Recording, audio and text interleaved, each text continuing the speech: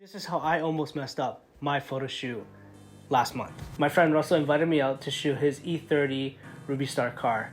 This is a one-of-one car, recently done, and I was fortunate to be one of the first people to shoot it. We were heading up to the photo shoot. I was feeling really good. I was really excited to be shooting this car, and the location that my friend Jordan found was looking really promising. We were vibing in the car to nice music. The weather was great. The vibes were there. First thing I do at every shoot is I look over at the location.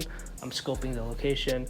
I'm like, okay, this location's looking good, like where the trees are at, the sky's looking good, and trying to get my composition and just seeing the rule of thirds and how I picture the image in my head that I want to create before I even start. Car was looking great. The sun was hitting. I personally like shooting midday. For some reason, I missed. Skill issue, I missed. Nothing was hitting. Usually when I shoot midday, overexpose, just so I have the information to bring back in post. But I think it was just the way the light was hitting and the way the car was positioned and just kind of the scenery made it really harsh and really hard to photograph. Certainly see that when I got the photos back. They're completely garbage. Like they're unusable. Lighting is really hitting hard.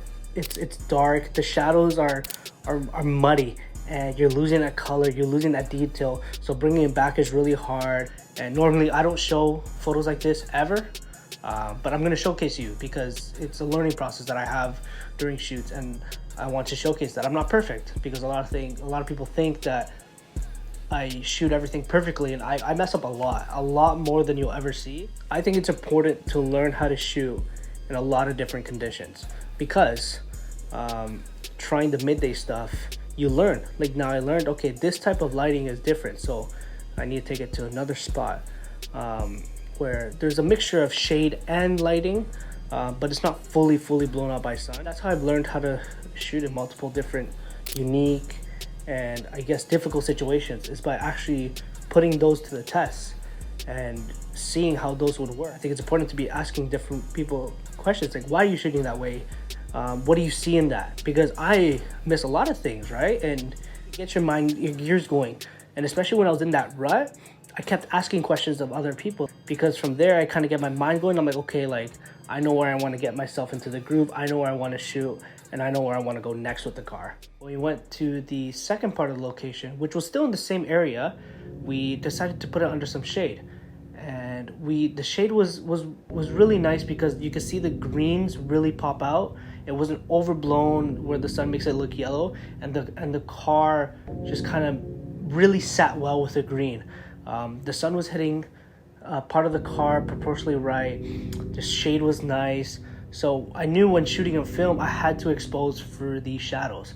I didn't really want to expose for the highlights, because with film you always want to overexpose to have information. The less information you have, the harder it is to edit and the harder it is to save your image. It is always opposite of digital. Digital, I know everyone loves to underexpose and bring back the shadows. But with film, you want to have more shadows and then kind of bring those back down when editing. It's really hard to have to switch from when you're having a rough time shooting something and not really connecting with it, to just be able to switch and turn that off and just find a way to get yourself going and get the grooves going, get the gears going. Because once you do that, it becomes really easy. You can tell by the photos I took that I felt more comfortable. My mind was just clear. I get the compositions I wanted. Everything was hitting. And it's important to feel good when you're creating, because it really shows in your images. And I think that's the most important part, is that you have to be really connected into what you're doing and what you want to portray, and you have to really believe. Because if you don't believe in your art, then no one else is gonna believe in you. I love the way that the photos came out. The way that the colors really popped up, and the colors were just holding well since it's protected in like a big, I guess, like umbrella through a tree. So light was a little bit hitting it, but it wasn't overblowing everything. But I honestly, it was like some of my favorite photos I've ever taken, and shooting with the Pentax 6.7 really made that process easier. Just because once I knew I had the settings for the shadows, I didn't have to change anything. I just kind of kept everything the same and just really focus on my composition, so I can allow my mind to relax and just focus on the angles I wanted to get, and knowing that, okay, once I get these angles, I know this is gonna look good when I edit. I blanked. Came to editing the photos, I really wanted to go for like a happy summer, vibrant, punchy color. That was really my goal when it came to the editing, is to kind of have like eye dropping and drooling I guess like effect for when viewing the photos. But I had a really great time shooting the second part of the location, and just kind of have that switch turned back on. And it's really hard because when you're really excited for the shoot and you kind of get derailed, you have to really punch yourself back up to kind of get to that level. Sometimes a lot of things go wrong, and you have to be able to bounce back quick and learn ways on how you know you can bounce yourself quick. That is a way to save your photo shoot from having a really bad one mid-shoot to switching it around and having a really good one and coming out with really, really good results where you can be proud of. I guess that's pretty much it.